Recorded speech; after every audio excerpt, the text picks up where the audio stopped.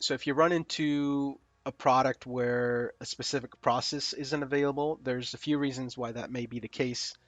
Um, it could be due to the attributes of that product. So all of the products that come from the DecoNetwork catalog have different attributes assigned to them, like the color type of the item, the material makeup, the weave type, the finish, the stretchability, and all of these determine um, which processes this item is going to be suitable for, right? So, for example, something like DTG may not be suitable on items that have buttons, right? Where that button, that raised button, would create an issue for the print head going across the garment, or um, DTG is not going to be suitable for certain processes. Screen printing is not going to be suitable for finishes that are very rough, where the ink won't be able to really get onto the substrate evenly.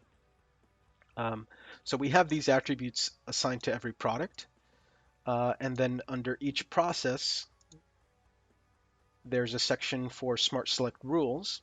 DecoNetwork provides some defaults as far as screen printing, which types of attributes is it suitable for. But you can always come in here and adjust this. Um, and so if there's any additional, let's say here for screen printing, if there's any additional material types that I would want to screen print on, let's say um, rayon or nylon, right? Maybe you can do nylon with some additives or things like that.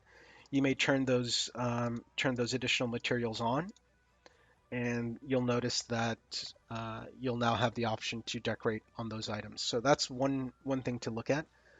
The other thing to look at, which is probably not where you're having the issue, but um, you can definitely take a look, is under decoration areas. You can also determine which processes are available for for each of the system decoration areas. For example, areas like left and right chest are normally set to only allow embroidery. So if you also want to do screen print left chest and right chest, you can come into decoration areas and turn those on. Um, so that's the other place you would want to check. So definitely a lot of options for you to configure which processes are going to be available on a given product.